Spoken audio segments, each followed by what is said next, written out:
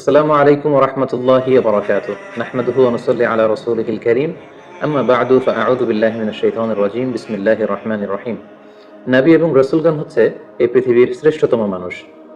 তারা আল্লাহ তাআলার প্রেরিত পুরুষ এবং এই পৃথিবীতে তারা আল্লাহ তাআলার বাণী বাহক হিসেবে কাজ করে গিয়েছেন। আল্লাহ তাআলা ইরশাদ করছেন, ওয়া ইন্নাহুম ইনদানা লামিনাল মুস্তাফাইনাল আখিয়ার। এর মানে তারা হচ্ছেন the chosen and the selected personality by Allah subhanahu wa ta'ala। স্বয়ং আল্লাহ তাআলা নবীদেরকে সিলেক্ট করেছেন, তিনি চুজ করেছেন এবং বাছাই করেছেন গোটা মানব মণ্ডলীর মধ্য থেকে তার বাণী বাহকের কাজ এই পৃথিবীতে করে যাবার জন্য। এই পৃথিবীতে বিভিন্ন নবীকে আল্লাহ তাআলা বিভিন্ন গুণে গুণান্বিত করেছেন। এক একজনকে তিনি এক এক উপাধিতে তিনি ভূষিত করেছেন। আল্লাহ তাআলা ইরশাদ করছেন, তিলকা রুসুলু ফাদ্দালনা বা'দাহুম আলা বা'দ।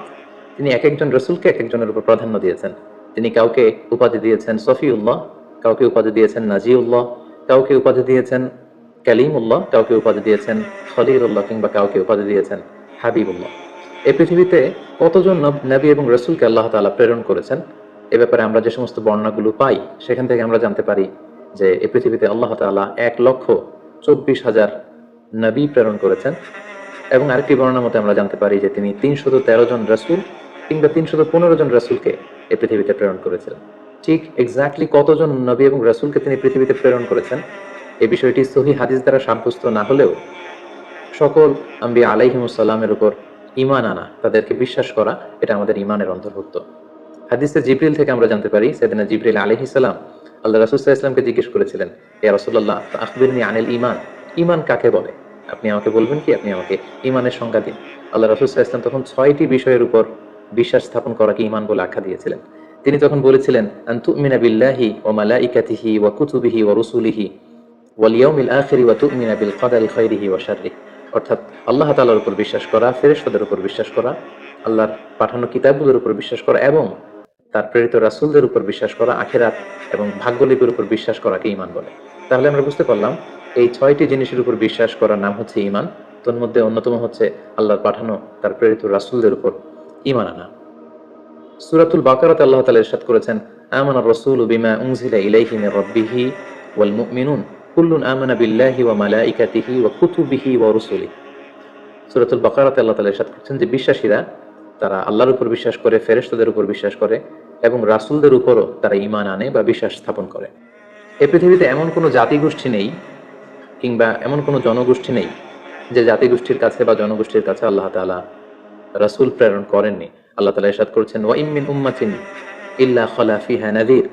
এই পৃথিবীতে এমন কোনো জাতিগোষ্ঠী নেই যাদের কাছে আল্লাহ তাআলা কোনো ওয়ার্নার, কোনো সতর্ককারী প্রেরণ করেননি, বরং প্রতিটি জাতিগোষ্ঠীর কাছে, জনগোষ্ঠীর কাছে তিনি সতর্ককারী হিসেবে রাসূলদেরকে প্রেরণ করেছেন। অন্যত্র আল্লাহ তাআলা ইরশাদ করেছেন, ওয়ালাকাদ বাআসনা ফি কুল্লি উম্মাতিন রাসূলা।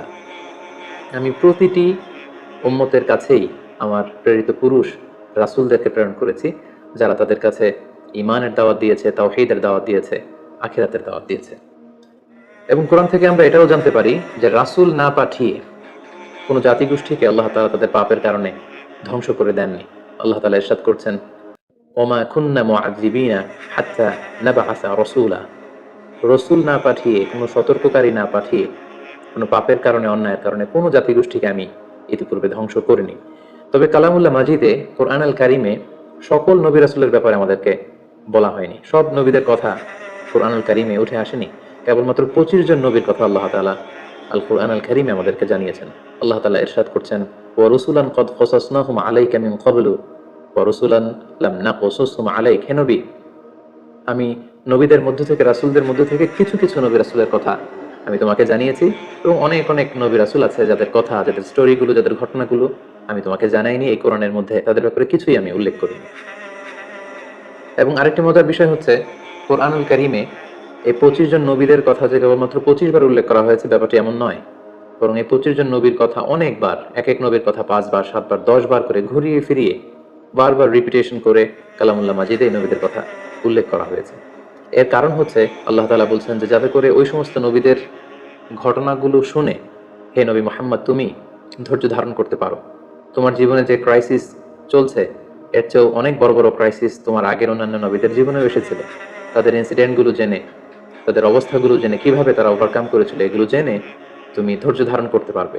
তোমার হৃদয়কে আরো মজবুত করার জন্য, সুদৃঢ় করার জন্য আমি নবীদের কাহিনীগুলো কোরআনে বর্ণনা করছি। আল্লাহ বলছেন, মা নুসাব্বিতু বিহি ফুআদাক, যাতে করে তোমার হৃদয়টা আরো মজবুত হয়, টু স্ট্রেংথেন ইউর হার্ট, তোমার হৃদয়টাকে আরো মজবুত করার জন্য, তুমি যাতে আরো ধৈর্যশীল হতে পারো, এজন্য আমি নবীদের কাহিনী তোমাকে শুনিয়েছি।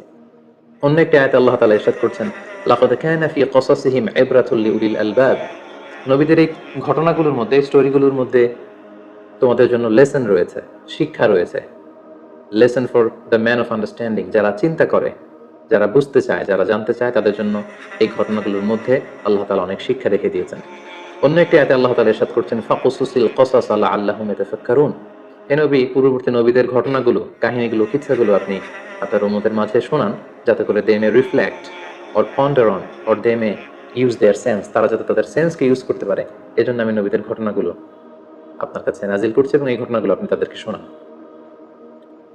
নবীদের নামে আল্লাহ তাআলা সর্বমোট 6টি সূরা কোরআনুল কারীমে ডেডিকেট করেছেন। 6 জন নবীর নামে 6টি সূরা তিনি দিয়েছেন। আর সেগুলো হচ্ছে সূরা ইউনুস, সূরা হুদ, সূরা ইউসুফ, সূরা ইব্রাহিম, সূরা মুহাম্মদ এবং সূরা নূহ। এই 6 জন নবীর নামে আল্লাহ তাআলা 6টি সূরা দিয়েছেন। এবং সকল নবীদের নামে তিনি একটি সূরা ডেডিকেট করেছেন, সেটি হচ্ছে সূরাতুল আম্বিয়া। সম্মানিত সুধী, কিছু কিছু ক্যারেক্টারিস্টিক্স বা অ্যাট্রিবিউট আছে যেগুলো সব নবীদের ক্ষেত্রে প্রযোজ্য, সব নবীদের জীবনীতেই সেগুলো পাওয়া যায়। তার মধ্যে অন্যতম হচ্ছে ওয়াহি, সিক্রেট মেসেজ। সকল নবীকে আল্লাহ তাআলা এই রেভেলেশন বা ওহী পাঠিয়েছেন, গাইডেন্স পাঠিয়েছেন, যাতে করে এই গাইডেন্সের আলোকে তারা তাদের উম্মতকে গাইড করতে পারে। পাশাপাশি সকল নবীরা অনুপম চরিত্রের অধিকারী ছিলেন, অসাধারণ চরিত্রের অধিকারী ছিলেন। আর প্রতিটি নবীর মিশন এবং ভিশন ছিল, দাওয়াতি কার্যক্রম ছিল একটি, আর সেটি হচ্ছে লা ইলাহা ইল্লাল্লাহ মুহাম্মাদুর রাসূলুল্লাহ, দেয়ার ইজ নো গড, কোনো ইলাহ নেই আল্লাহ ছাড়া, তিনি হচ্ছেন একমাত্র ইলাহ।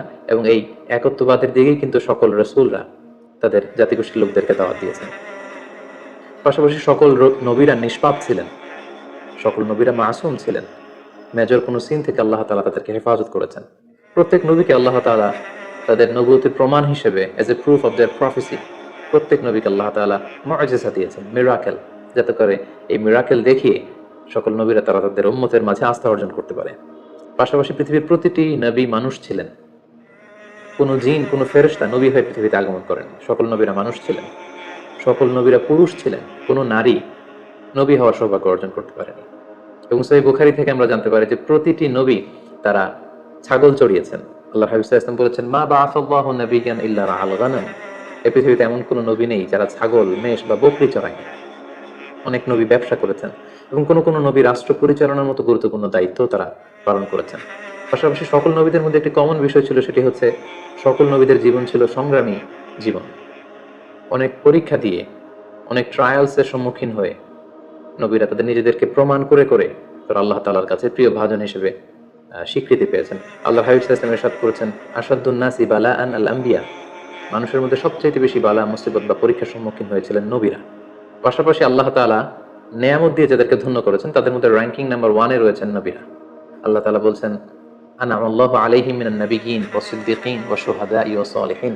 আল্লাহ তাআলা যাদেরকে নেয়ামত দিয়েছেন তাদের প্রথম ক্যাটাগরিতে হচ্ছে নবীরা, তারপরে সিদ্দিকরা, তারপরে শাহিদরা, এবং তারপরে হচ্ছে যারা সলেহ বা সৎ কর্ম সম্পাদনকারী তারা। এবং এই পৃথিবীতে আল্লাহ তাআলা আদম আলাইহিস সালাম থেকে আল্লাহ রাসূল সাল্লাল্লাহু আলাইহি ওয়াসাল্লাম পর্যন্ত যত নবী পাঠিয়েছেন, সব নবী ইন্তেকাল করেছেন। নতুন করে আর কোনো নবী আসবেন না। শুধুমাত্র কেবলমাত্র একজন নবী ইন্তেকাল করেননি, তিনি হচ্ছেন ঈসা আলাইহিস সালাম। তাকে আল্লাহ তাআলা আকাশে উঠিয়ে নিয়েছেন এবং শেষ জামানায় দাজ্জালকে হত্যা করার জন্য আল্লাহ তাআলা ঈসা আলাইহিস সালামকে এই পৃথিবীতে আবার তিনি প্রেরণ করবেন।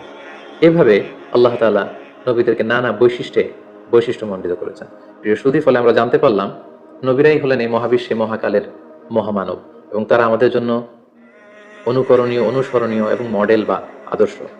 প্রফেট সিরিজে বেসিকলি আমরা জানার চেষ্টা করব পবিত্র কোরআনে বর্ণিত 25 জন নবী এবং রাসূলদের সংগ্রামী জীবন কাহিনী। সাইয়েদনা আদম আলাইহিস সালাম থেকে শুরু করে ধারাবাহিকভাবে আল্লাহ রাসূল সাল্লাল্লাহু আলাইহি ওয়াসাল্লাম পর্যন্ত কোরআনে বর্ণিত সকল নবীদের তথ্যবহুল, ঘটনাবহুল এবং বর্ণাঢ্য জীবনী থেকে আমাদের বাস্তবিক লাইফে, আমাদের জীবনে কি কি লেসন রয়েছে, শিক্ষা রয়েছে, সেগুলো আমরা জানবার চেষ্টা করব।